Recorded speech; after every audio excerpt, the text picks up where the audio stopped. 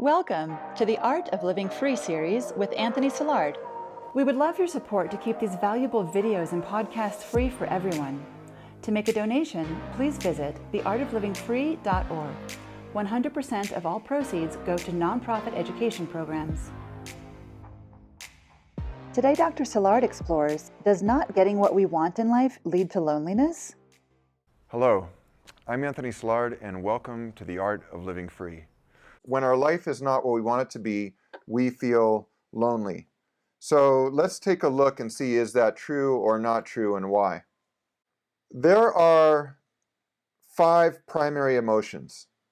So primary emotions tend to emerge because we go around always thinking like, is this good for me or bad for me? So any person, situation, or event, good for me or bad for me? Is this person, situation, or event helping me to achieve my goals and values? Or is this person, situation, or event obstructing me from achieving my goals and values? And so if we say, wow, you know, this person, situation, or event is helping me, we feel positive emotions like joy and happiness, enthusiasm.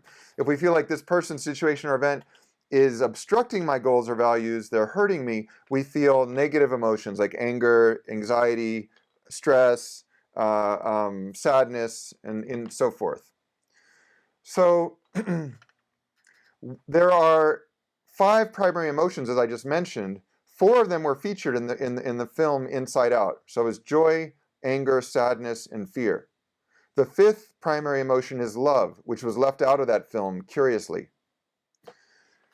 So loneliness and depression are secondary emotions, both stemming from the primary emotion of sadness. So basically, is this good for me or bad for me? It's bad for me. We feel sad sometimes. Okay. Now, there are what are called prototypical scripts. So they're basically mental scripts we repeat in our heads. And based on those mental scripts, we go from the primary emotion of sadness to a secondary emotion. So loneliness and depression are both secondary emotions of the primary emotion of sadness. So we first feel sad. This is bad for me, this person, situation, or event. So for example, I can't walk. My graduation is going to be virtual. I feel sad. That's bad for me. And then from the sadness now we can go towards loneliness or depression or other emotions too, right? There's so many emotions, you guys. So anyway, let's look at the prototypical script that takes us from sadness to loneliness. The prototypical script is, I wish my social relationships were more meaningful and robust than they are. That's how we go from first we feel sad, and then we start to feel lonely because we go, why aren't my relationships better than they are? For depression, it's different. For depression, the prototypical script is, I wish my life were more meaningful than it is. So loneliness is about one thing. It's about relationships with others. Depression is about everything. These two are very different.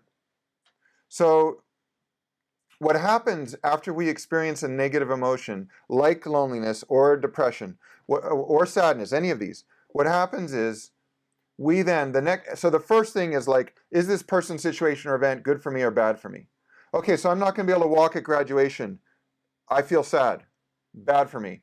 Or I thought that this relationship was going well and we just broke up. Bad for me. Right? Or some will say good for me, right? And feel ecstatic that the relationship is over. But all these different situations, just we uniquely interpret them based on our own personalities, our own lives, where we are. And so when we say this person, situation, or event is bad for me and we feel sad, loneliness then comes because we say, I wish my relationships were better than they are. So what happens then is called a reaffiliation motive. This is a British educational psychologist, Pamela Qualter, came up with this. But basically what it means is that we have a motive to reaffiliate with others. We go, my relationships aren't what I want them to be, so we try harder to develop better relationships. And some of us do it. I'm feeling lonely. You know what? I need to get out there more. I need to, even during a pandemic, hey, you know what? I'm going to go for a walk every morning at 6:30 with a good friend for an hour. We'll wear masks. We'll social distance. There's not that many people out. I need this. And so we do that, and then we start to feel, hey, you know what? This friendship is really developing. We're having conversations we never had before. And then we don't feel as lonely. Depression is different.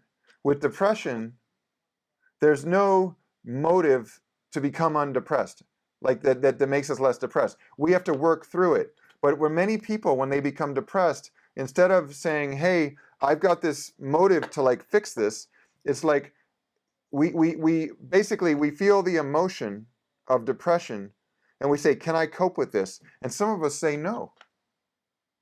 So with loneliness, for many of us, we learn how to cope with it. And it's like a wake-up call. I need to develop more meaningful relationships. With depression, many of us say, can I cope with it? And say no. And that is the most dangerous emotion just about you can ever feel, along with like hopelessness, powerlessness, feeling disillusioned with society, overwhelmed. Depression leads a lot of people to suicide because they don't think they can cope with life any longer. It's very dangerous. It's very, it's something you want to address. Basically, what leads us into depression is the loss of hope, the loss of optimism. So no matter how hard times can be, one thing we got to always remember is that, yeah, the times are uncertain right now, but we have to remember that all times are uncertain. This is nothing new. The pandemic is new, but uncertainty is not new. And we've dealt with a lot of challenges in our lives to get this far, and we're going to keep on doing it. And we're going to adapt. So this is the real distinction. Some people, for example, use the pandemic and they say, again, why me? I feel like a victim. I can't do anything here. I get depressed. And others say, yes, me. How can I learn from this? How can I reflect on my life? How can I make positive changes in my life, my relationships, my priorities, my spirituality, whatever? And from that, they find a better way to interact with themselves and with others. They improve their relationship with themselves. It's like Woody Allen once said, always watch how your server is treating your date, because it's how they're going to be treating you in 6 months, right? Our voice with ourselves is the same voice we have with others. And so during a pandemic is a time where we can reflect and go, what kind of voice do I have with myself?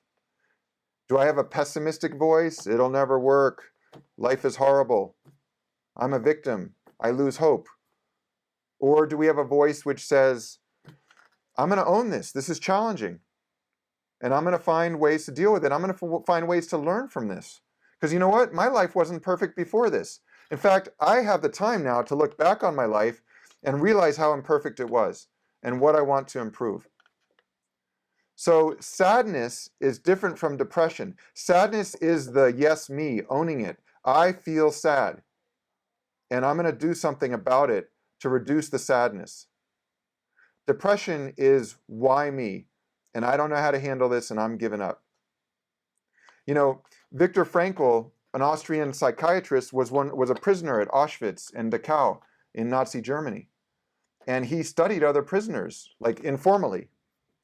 And what he noticed was those who gave up hope, as soon as they did, you saw the look in their eyes. I mean, imagine, pandemic is nothing to being compared to being a prisoner in a Nazi concentration camp. But you guys, I think we all can agree on that. So those prisoners, there were a lot of reasons to give up, but some of them found reasons not to give up. They said, you know what? After the war, I want to complete some scientific experiments that I started before the war. Or there's a child I want to care for after the war. Or there's something I want to do, some greater purpose I'm going to dedicate my life to once this tragedy is over. And those are the people who are more likely to stay alive. Those who lost hope, these conditions are miserable, we're packed like herrings to a barrel in this concentration camp, we're mistreated. Those people who lost hope what Frankl shared in his book, Man's Search for Meaning, you could see the look in their eyes. Nietzsche, the German existential philosopher, once said, when you look for long into an abyss, the abyss also looks into you. If you stare into the eyes of a monster, the monster also stares into you. So you have to be careful of the people you surround yourselves with, because whatever qualities they have, those qualities, you start inheriting them. There's a lot of research on this, on how this happens. Can you believe, not only if you have a friend who is obese, are you more likely to become obese? If a friend of yours is obese, you're more likely to become obese. If a friend of yours is a smoker, you're more likely to become a smoker. There is research showing all of this. It's called social contagion.